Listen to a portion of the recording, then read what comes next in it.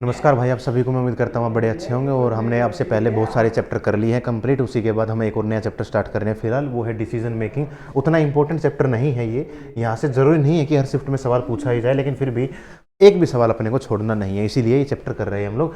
Decision making की बात करते हैं। यहाँ पे निर्णय लिया जाता है कि कब किसी का कोई सिलेक्शन होगा, किसी को नौकरी मिलेगी या किस तरीके का है।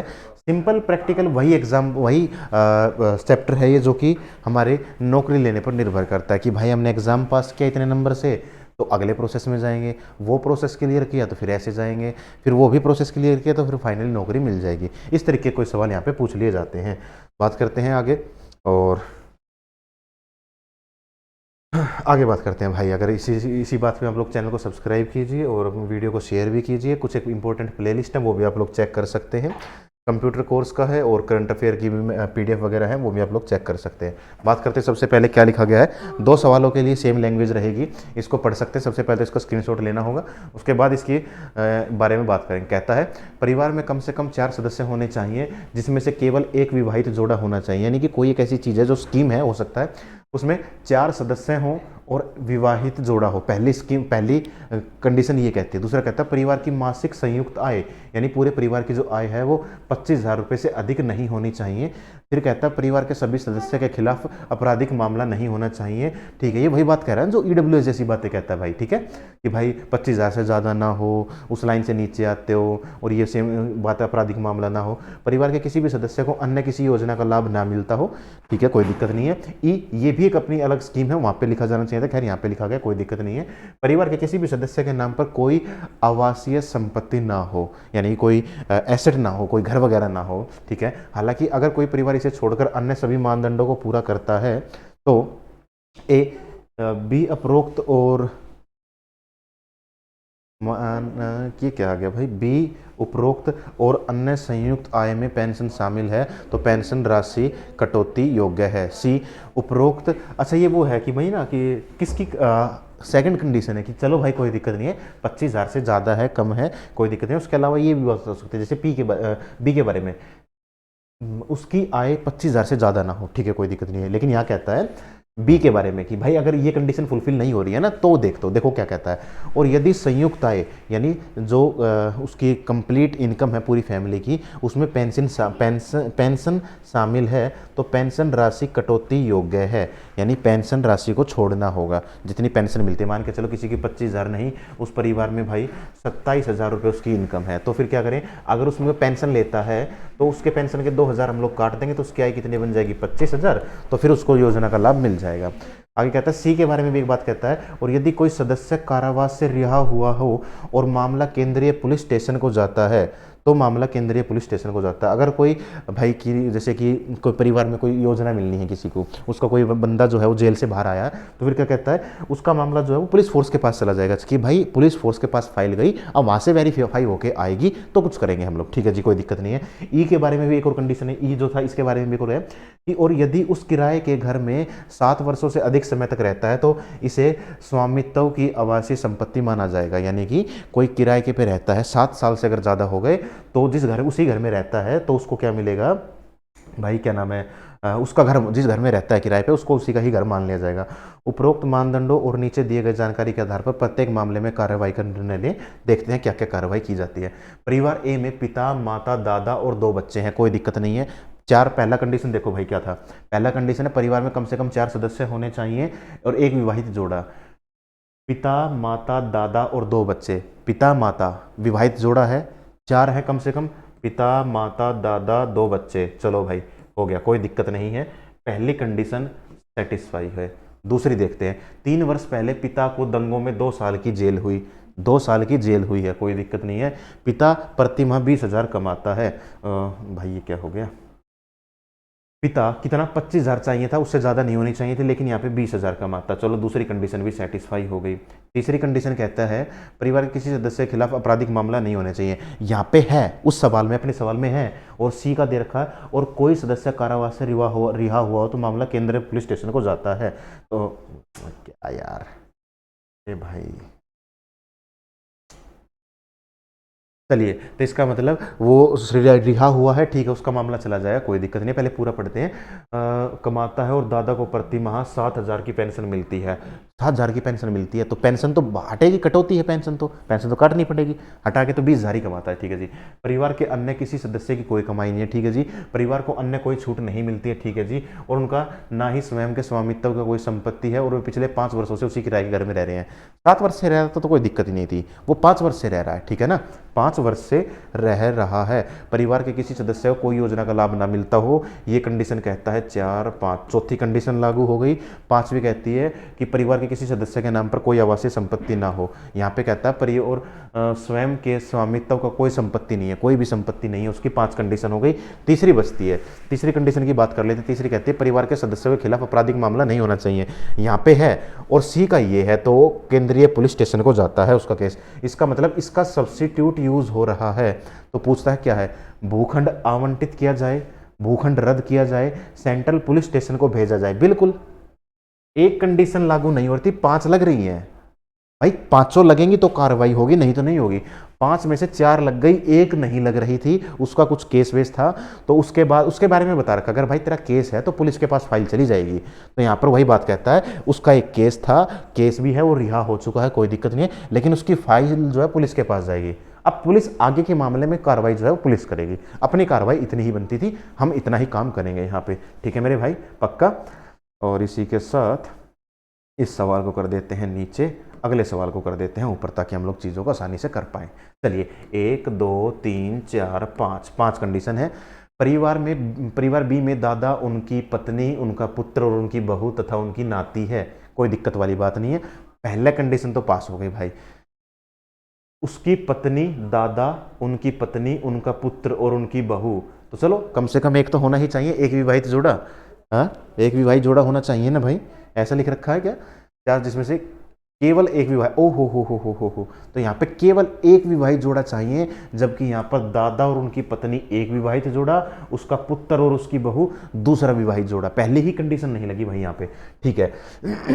अच्छा, एक शॉर्टकट और बता देता हूँ, जब भी हम कंडीशंस का कुछ देखेंगे ना, तो कंडीशन के जो फेरबदल है वो ई है, सी है, बी है। अगर बी कंडीशन नहीं लगेगी तो ये देख लो, कंडीशन नंबर सी ना लगे तो ये देख लो, इस केस के हिसाब से फैसला करना है। अगर कंडीशन नंबर ई ना लग रही होगी तो इस हिसाब से करना है फैसला, ठीक है। अपनी तो पहले ही कंडीशन फेल हो गई, पहले ही कंडीशन नहीं लग पा रही भाई, समझ में आई बात। तो बाकी चाहे कितनी भी कंडीशन लगा लो, चाहे दूसरी लगा लो, तीसरी लगा लो, चौथी लगा लो, 5वीं लगा लो, कार्यवाही नहीं हो सकती, क्योंकि 4 5 कंडीशन, जितनी कंडीशन है वो सारी की सारी फॉलो होनी चाहिए। तो यहाँ पे बिल्कुल भी फॉलो नहीं होगा तो क्या करेंगे, आंकड़े पर्याप्त हैं, अपर्याप्त हैं। पहले तो ओह, ये भी तो एक ऑप्शन है, देखते हैं कि सारी की सारी कंडीशन दे रखी है, नहीं दे रखी है, तभी तो मजा आएगा करने में। चलो, पहली तो गलत हो गई, आगे करना पूरा करना पड़ेगा भाई। परिवार का कोई भी सदस्य कमाता नहीं है तो इनकम जो है वो 0 है, इनकम वाला कौन सा है, दूसरा। चलिए भाई, दूसरी दे रखी है, फुलफिल भी हो गई, 25,000 से ज्यादा ना होनी चाहिए, वो तो 0 है, कोई दिक्कत नहीं, दूसरी कंडीशन लग गई। तीसरा कहता है परिवार दादा की प्रतिमाह 30,000 की पेंशन से चलता है, पेंशन का तो काटना पड़ेगा, कोई दिक्कत नहीं है, कटौती है वो तो 30,000 नहीं, वो तो 0 हो गई। परिवार के किसी भी सदस्य के खिलाफ कोई आपराधिक मामला नहीं है, तीसरी कंडीशन भी लग गई। और ना ही उनके पास आवश्यक संपत्ति है, 5वीं कंडीशन भी लग गई। तथा उन्हें कोई छूट नहीं मिलती है, किराए के 30 वर्ष से रह रहे हैं, जब दादा की शादी हुई थी तब। चलो भाई, इसका मतलब वो कौन सा था, परिवार के सदस्य पर कोई, सॉरी 5वीं कंडीशन नहीं लगी, और वो कौन सी थी, परिवार के सदस्य को योजना का लाभ ना मिला हो, चौथी लग गई। तो यहाँ पे डाटा तो 5 के 5 दे रखे हैं, 5 का 5 डाटा, तो इसका मतलब आंकड़े अपर्याप्त हैं, तो चूज ही नहीं कर सकते। घर के बारे में बात ना होती, संपत्ति के बारे में बात ना होती, तो फिर हम लोग डाटा अपर्याप्त या आंकड़े अपर्याप्त है वो चूज करते। तो यहाँ पे ना 5वीं लगी ना पहली लगी, तो इसका मतलब क्या है, आवंटित किया जाएगा, नहीं किया जाएगा, पुलिस स्टेशन के पास तो जाएगा नहीं। भूखंड रद्द किया जाए, बिल्कुल उसको भूखंड रद्द किया ही जाएगा, तो इसको फल जो है वो स्कीम है उसका फायदा नहीं मिलेगा भाई। और इसी के साथ हम लोग आगे बढ़ते हैं, ठीक है। चलिए आगे देखते हैं, आगे क्या क्वेश्चन है। आगे लिख रखा है, किसी किसान को बाढ़ से हुए नुकसान की भरपाई के लिए दिए जाने वाले 5 लाख मुआवजे के बारे में कहता है। निम्नलिखित कुछ एक शर्तें हैं, देखते हैं क्या है। पहली शर्त है, उससे पहले आप लोग इसका स्क्रीनशॉट लेंगे फिलहाल, और इसके अलावा की बात करेंगे। बाढ़ के द्वारा प्रभावित होने वाले खेत को कम से कम 5 एकड़ लेकिन 25 एकड़ से अधिक नहीं होना चाहिए, ठीक है। अ, खेत को, अच्छा जो खेत जो है वो बाढ़ से प्रभावित है उसको कम से कम 5 लाख रुपए एकड़ कुछ ऐसा है क्या, लेकिन 25 एकड़ से अधिक नहीं होना चाहिए। बाढ़ग्रस्त खेत कम से कम 1 सप्ताह तक और कम से कम 2 फीट पानी में डूबा हो। ठीक है भाई, कोई दिक्कत नहीं है। किसान की आय स्रोतों से आय 20,000 से ज़्यादा ना हो, यानी किसान जो है कैसे भी करके 20,000 से ज़्यादा ना कमाता हो तभी उसको पैसे मिलेंगे। बाढ़ के समय खेती में खड़ी फसल होनी चाहिए। जब बाढ़ आई थी ऐसा नहीं कि खेत खाली हो, उस खेत में फसल होनी चाहिए। खेत का बीमा नहीं होना चाहिए। अगर कोई खेत का बीमा है तो फिर कम बीमे वाली कंपनी देगी, नहीं है तो फिर सरकार देगी। ठीक है, बात समझ में आ गई भाई। आगे है, हालांकि यदि कोई किसान निम्न को छोड़कर अन्य सभी मानदंडों को पूरा करता है, यानी सी मतलब उसकी जो सोर्स ऑफ इनकम है वो ज़्यादा है, तो क्या करेगा, किसी भी प्रकार से मिलने वाली छूट आय से निकाल दिया जाएगा। अगर उसको किसी और मतलब उससे ज़्यादा है उसकी, तो इसका मतलब क्या है कि उसको छूट नहीं मिलेगी। ठीक है जी। उपरोक्त यदि फसल की कटाई, डी क्या था कि बाढ़ में फसल ना हो तो क्या करें, खेत में फसल ना कटी हो तो क्या करें, यदि फसल की कटाई हुई हो तथा फसल पानी में डूबी हो तो केवल 2.5 लाख ही दिया जाएगा। भाई फसल काट तो ली लेकिन निकाली नहीं है। जैसे गेहूं है, कटाई कर ले उसके, लेकिन वो थ्रेसर से निकाले नहीं है, गेहूं घर पर नहीं आए हैं, बस वो फसल खेत में ही है, तो उसको 2.5 लाख मिलेगा। ठीक है जी। उपरोक्त यदि बीमित व्यक्ति और बीमा दावा 5 लाख से कम हो तो केवल अंतर के बराबर मुआवजा दिया जाएगा। इस बात का मतलब ये है, मान के चलो मैंने मुआवजा करा रखा 2 लाख रुपए का, अब मेरे को मुआवजा मेरा 2 लाख का है तो सरकार मेरे को 5 लाख नहीं, अब मेरे को 3 लाख देगी, क्योंकि 2 लाख का तो मेरे को कंपनी देगी, इंश्योरेंस कंपनी, बाकी बचे 3 लाख वो मेरे को वहां से सरकार की तरफ से मिल जाएंगे। ठीक है भाई, आगे बढ़ते हैं। फिलहाल किसान एक्स के पास 30 एकड़ खेत हैं, 30 एकड़ खेत, चलो पहले देखते हैं 25 एकड़ से अधिक नहीं होने चाहिए, तो पहली ही कंडीशन फुलफिल नहीं हुई उसकी। चलो दूसरा कहता है जिसमें से 15 एकड़ 10 दिन से 2 फीट पानी के नीचे हैं। अच्छा उसके पास 30 एकड़ हैं, देखो भाई देखो क्या है, बाढ़ के द्वारा 25 एकड़ से अधिक नहीं होने चाहिए उसके खेत, जो है 25 एकड़ से अधिक जो है बाढ़ से प्रभावित नहीं हो, तो उसके क्या था यार, इसके बारे में क्या कहता है, उसके पास 30 एकड़ तो खेत है, लेकिन खेत 30 एकड़ है लेकिन जिसमें बाढ़ से प्रभावित है वो 15 ही एकड़ है। इसका मतलब पहली कंडीशन तो भाई यहाँ पे लग रही है, पहली कंडीशन तो यहाँ पर लग रही है। 10 दिन से 2 फीट पानी में खड़ा है, वो एक हफ्ते की बात कर रहे थे, कह रहे 10 दिन से 2 फीट पानी में। चलो देखते हैं, 1 सप्ताह तक कम से कम 2 फीट पानी। चलो जी, दूसरी कंडीशन भी यहाँ पे लग रही है। तीसरी कंडीशन क्या कहता है, किसान की आय 25 माह प्रति से की आय जिसमें 6,000 रुपये प्रति माह छूट भी शामिल है। ठीक है, 25,000 रुपये प्रति महीना जिसमें से 6,000 उसको छूट मिलती है किसी उसमें। ठीक है, कोई दिक्कत नहीं है, 25,000 है, ठीक है, उसमें को हम काम कर लेंगे। ऐसा ही कुछ, किसान की आय स्रोतों से आय 20,000 प्रति माह से अधिक नहीं होनी चाहिए। और सी कहता है उपरोक्त किसान सभी प्रकार से मिलने वाली छूट अन्य आय से निकाल दी जाएगी। किसी भी प्रकार की मिलने वाली छूट अन्य आय से, छूट जो है उसको एक्स्ट्रा कर दिया जाएगा। चलो ठीक है, समझ आ गया भाई। ठीक है ना, हो गया। क्या तीसरा क्या है, 6,000 की छूट है, 6,000 तो भारी कर देंगे उसको, तो 25,000 ही मिलेगा उसको, जिसमें 6,000 प्रति माह छूट भी शामिल है। अच्छा 6,000 वो छूट शामिल है, कोई दिक्कत ना, 25,000 वो थे, 6,000 है जिसमें ये है 25 माइनस 6, तो उसका मतलब उसकी इनकम कितनी पड़ी। हालांकि तीसरी कंडीशन तो लगी जाएगी, 5 वो एक ये, उसकी इनकम जो 19,000 है, 6,000 उसमें कुछ छूट मिलती है तो वो है यहाँ पे शामिल। जब खेत में बाढ़ आई तब फसल की कटाई नहीं हुई थी, तो चौथी कंडीशन भी यहाँ पे लग जाएगी कि भाई वो क्या है, जो बाढ़ के समय खेत में फसल खड़ी थी। आगे बात करते हैं, तब खेत का बीमा नहीं किया गया है, तो इसका मतलब पांचवी कंडीशन भी यहाँ पे है कि खेत का बीमा नहीं किया गया। पांचों की पांचों कंडीशन लग गई, इसका मतलब उसको 5 लाख का मुआवजा दिया जाएगा। आंकड़े जो थे वो सारे के सारे पर्याप्त थे। आगे बात कर लेते हैं भाई, यहाँ पे क्या होगा। चलिए इसकी बात करते हैं फिलहाल, ये सवाल रहा सामने। ठीक है, किसान वाई की अन्य कोई आय नहीं है, इस बात का मतलब 1 2 3 5 और 4। चलो भाई ये देख लेते हैं, उसके 10 एकड़ के खेत में 8 दिन तक बाढ़ आई थी।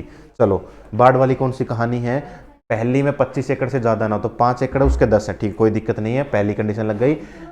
कितने दिन खातर पानी था वो बात कर लेते हैं, 8 दिनों तक, यानी एक हफ्ते से ज्यादा, पहली भी लग गई दूसरी भी लग गई। खेत 2.5 फीट पानी में डूबा था, कोई दिक्कत नहीं है, वो कहता 2 फीट होना चाहिए, वो 2.5 फीट डूबा, कोई दिक्कत नहीं, बड़ी अच्छी बात है। किसान को कोई छूट नहीं मिलती है, छूट मिलने वाली कौन सी है भाई यहाँ पे, ठीक है, कोई छूट नहीं मिलती, कोई दिक्कत नहीं है। इसका मतलब क्या था क्या था क्या था, सी के बारे में था ना, उसकी 20,000 से अधिक नहीं है, तो इसका मतलब उसको कोई छूट किसी प्रकार की मिलने वाली छूटाई से निकाल दी जाएगी। ठीक, कितना है भाई, बाढ़ के समय फसल खड़ी थी, चलो कोई दिक्कत नहीं है। बाढ़ के समय जो फसल खड़ी थी तो इसका मतलब फसल खड़ी है तो चौथी चौथी कंडीशन भी यहाँ पे जो है लग जाएगी। इसके अलावा पांचवी क्या थी, खेत का बीमा है या नहीं है। सवाल में क्या है, खेत का कोई बीमा वगैरह के बारे में बात है क्या। 8 दिनों तक आई, खेत 2.5 फीट पानी में डूबा, किसान को कोई छूट नहीं मिली और बाढ़ के समय फसल खड़ी थी। ठीक है भाई, पांचवी कंडीशन जो है ना वो दे ही नहीं रखी है यहाँ पे, तो इसका मतलब यहाँ पे क्या है, आंकड़े जो है अपने पास अपर्याप्त हो जाएंगे। पांचों कंडीशंस के बारे में दे रखा तो ये ऑप्शन कभी चूज नहीं करेंगे, दे रखा है और उसका सब्स्टिट्यूट भी है तो हम उसमें से किसी ना किसी को एक को चूज कर सकते हैं। ठीक हो गई भाई बातें, पक्का। और फिलहाल इस वीडियो में इस चैप्टर में इतना ही। इसकी फाइल आप लोगों को यहाँ पे मिल जाएगी। बाकी एग्जाम की तैयारी भी आप लोग यहाँ से कर सकते हैं। इंपॉर्टेंट प्ले लिस्ट है वो आप लोग देख सकते हैं। टेस्ट है वो आप लोग दे सकते हैं, फ्री टेस्ट, ये कुछ एक पेड टेस्ट। इसके बाद ऑफिसर्स बैच है जिसमें सभी सब्जेक्ट आप लोगों को इतने प्राइस और इतनी वैलिडिटी में पढ़ाए जाते हैं और एक अच्छी तैयारी करा दी जाती है। इसी के साथ कुछ एक इंपॉर्टेंट नहीं, खैर यहाँ पे तो वो है कि सभी कोर्स के अलग, सभी सब्जेक्ट के अलग अलग कोर्स भी हैं जिसके प्राइस वैलिडिटी सामने देख सकते हैं। फिलहाल इस वीडियो में इतना ही, मिलते हैं अगले चैप्टर में, तब तक के लिए नमस्कार, जय हिंद, जय भारत।